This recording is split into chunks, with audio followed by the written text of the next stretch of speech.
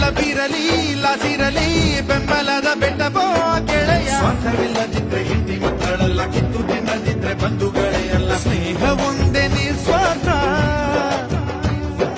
ನಮ್ಮ ಮಾನ ಮುಚ್ಚು ಬಟ್ಟೆ ಕಳಿಸಿದ್ರೆ ಎಷ್ಟು ಬೇಗ ನಾವು ಎಚ್ಚರಾಗುತ್ತೀವೋ ಅಷ್ಟು ಬೇಗ ಧಾವಿಸಬೇಕು ಒಬ್ಬ ಗೆಳೆಯನ ಕಷ್ಟಕ್ಕೆ.